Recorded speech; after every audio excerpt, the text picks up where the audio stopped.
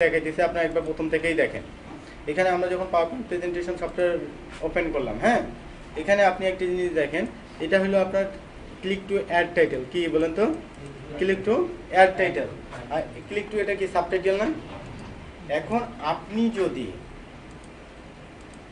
যদি কি করেন বলেন তো, আপনি যদি এখানে অ্যাড টাইটেল দিতে চান তাহলে আপনি অ্যাড টাইটেলটা যে কোনো দিতে পারেন, যে কোনো কিছু দিতে পারেন না? যেমন মনে করেন যে কোনো মনে করেন যে কি লিখবেন বলেন তো, বলেন যে আমার দেশের কি লিখি, মানে আমার দেশের নামে ধরে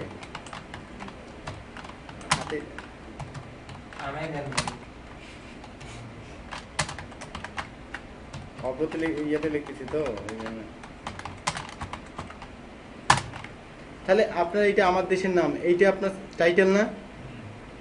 আর নিচে আপনার বাংলাদেশ থাকতে পারে, তারপর যে কোনো কিছু থাকতে পারে, বা আমার দেশের কিছু কথা বা এরকম কিছু থাকতে পারে, অথবা মনে করেন যে আপনার পরিচয় থাকতে পারে, আপনার যে কোনো কিছু আপনার এখানে থাকতে পারে না? এরকম যদি আপনারা রাখতে চান যে আপনার সাবটাইটেল না, এখানে আপনি বাংলাদেশ এরকম লিখলেন দেশ, হ্যাঁ, এরকম আপনি এটাকে কপি করে এটাকে পেস্ট করে দিলেন। এটা পেস্ট হলো না? এটা আসলে আপনার লাইনটা সেন্টার করা আছে, আপনার এটা ঠিক করে থাকলে এখান থেকে ঠিক করে থাকবেন, হ্যাঁ, এটা। তাহলে আমরা যদি এরকম করতে চাই তখন এভাবে আসলে এটাকে ঠিক করে নিই, তাহলে এভাবেও আমরা ঠিক করতে পারি।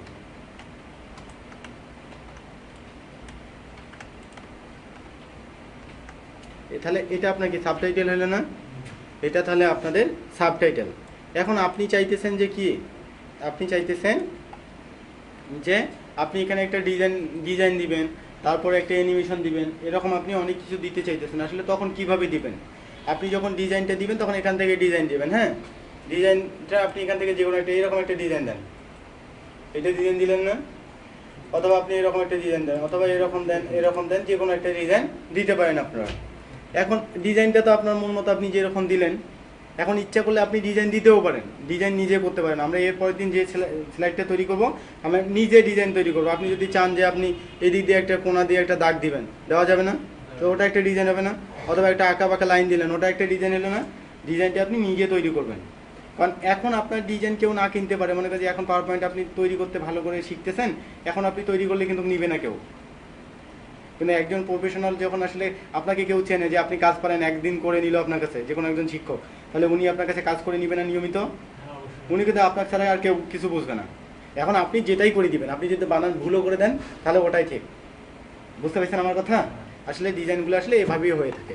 তাহলে আপনি যখন এটা ডিজাইন করলেন তখন আসলে আপনি এখান থেকে যদি অ্যানিমেশন দিতে চান, আসলে অ্যানিমেশনের ক্যাটাগরিটা আপনার কীরকম হবে?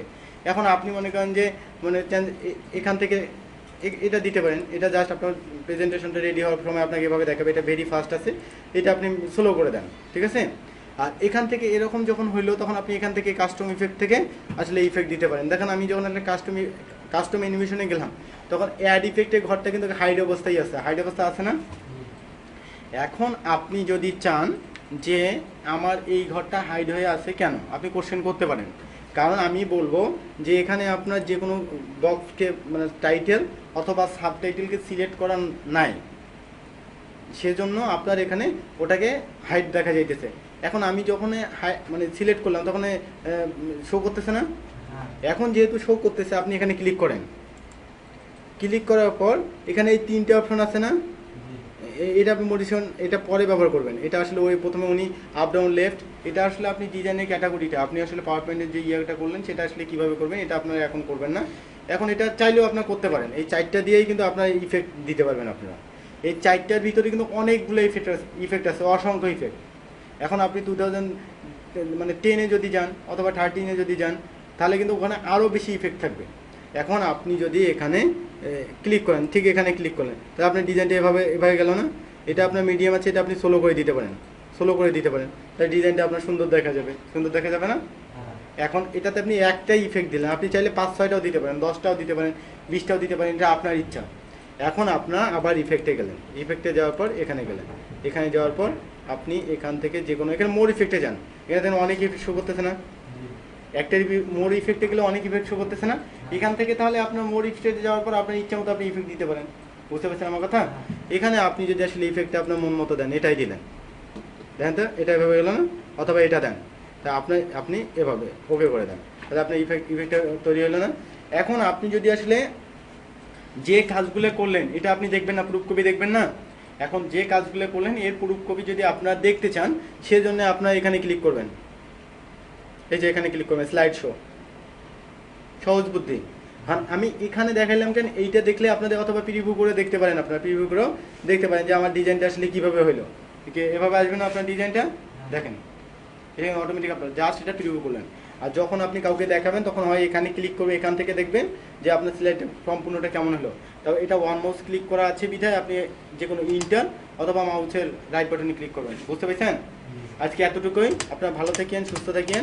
আর এর পরের দিন আপনার প্রেজেন্টেশনটা ভালো করে একটু নিজের আপনার নিজের সম্বন্ধে একটু লিখবেন।